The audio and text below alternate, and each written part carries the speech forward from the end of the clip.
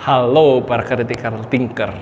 Ini adalah video dari sebuah speech atau presentasi dari sebuah TED Talk, yaitu dari Richard Greene, yaitu seorang penulis atau public speaking coach dari ratusan orang terkemuka dan juga artis.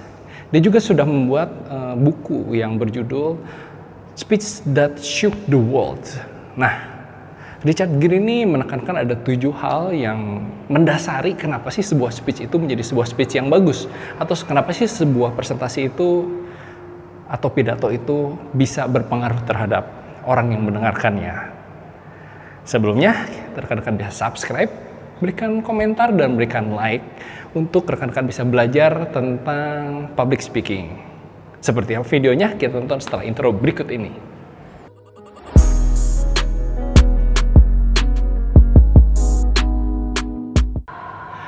Richard Greene menekankan bahwa sebuah speech yang bisa berpengaruh, yang bisa menggerakkan hati orang yang mendengarkannya, itu harus berdasarkan yang namanya dharma, yaitu sesuatu yang menjadi passion kita, sesuatu yang sudah menjadi makanan kita sehari-hari.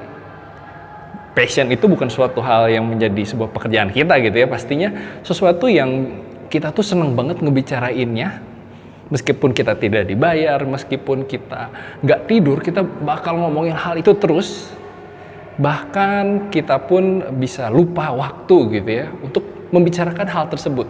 Nah, seorang pembicara itu biasanya speech atau pidato mengenai suatu hal yang memang menjadi keresahannya dia dan dia sangat passionate terhadap hal tersebut.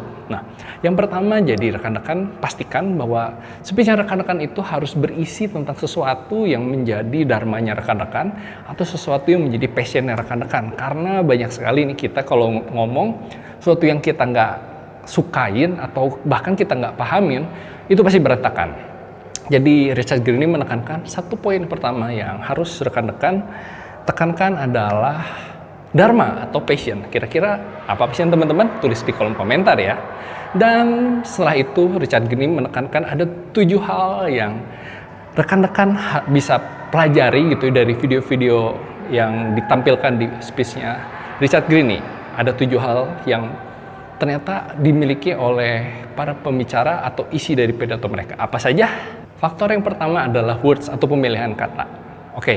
Kalau kita menggunakan kata-kata yang salah, tentu orang akan mendapatkan persepsi yang salah juga. Kalau misalnya kita menggunakan kata yang berdampak, itu juga pasti akan membuat dampak emosional untuk orang-orang yang mendengarkannya.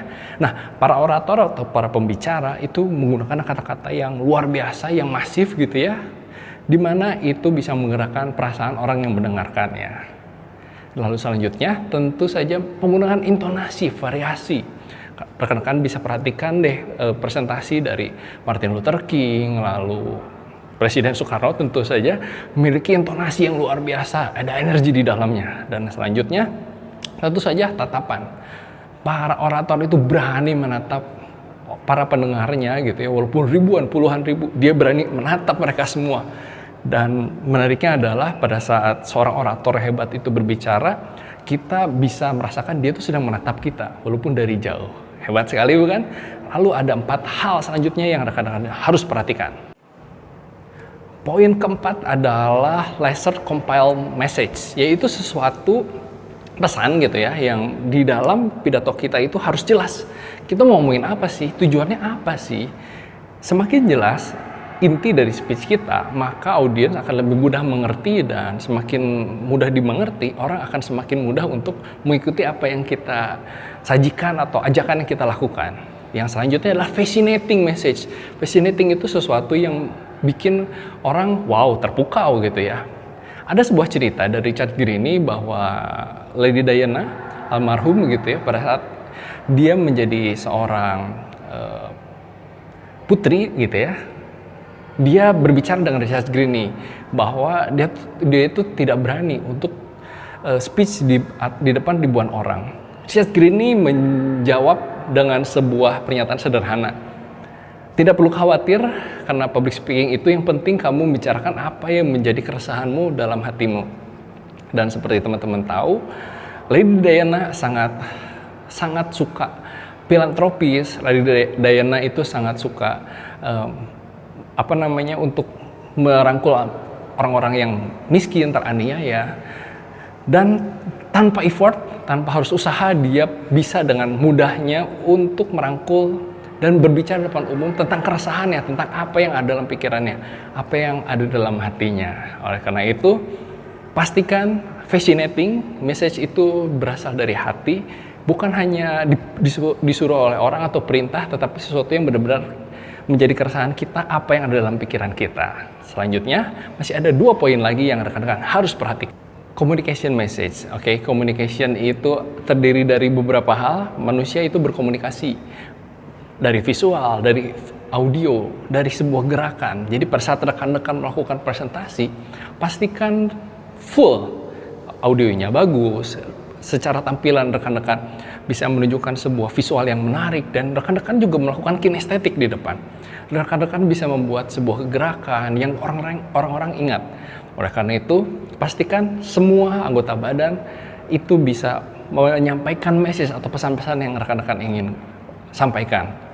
Dan yang ketujuh adalah hal yang pertama kali saya sudah bicarakan, yaitu dharma, yaitu passion, yaitu sesuatu yang menjadi keresahan kita, sesuatu yang sudah ada dalam diri kita sejak lama.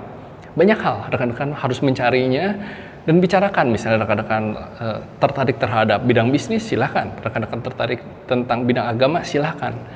Dengan cara seperti itu, saya yakin rekan-rekan bisa menjadi seorang public speaker yang luar biasa. Nah, rekan-rekan penasaran bagaimana sih mengasah tadi yang namanya tadi communication skill? Rekan-rekan bisa belajar bersama kami. Rekan-rekan bisa belajar public speaking bersama saya dan rekan-rekan lainnya untuk mengasah skill dari rekan-rekan menjadi seorang public speaker yang luar biasa. Klik link yang ada di link deskripsi, rekan-rekan bisa pelajari kira-kira apa yang rekan-rekan bisa dapatkan, dan rekan-rekan bisa kontak kami segera. Jangan lupa, kalau misalnya rekan-rekan ingin belajar lagi tentang public speaking, rekan-rekan bisa klik tombol subscribe, berikan like, dan komentar kira-kira apalagi topik yang harus dibahas oleh kami semua. Sampai ketemu di video selanjutnya.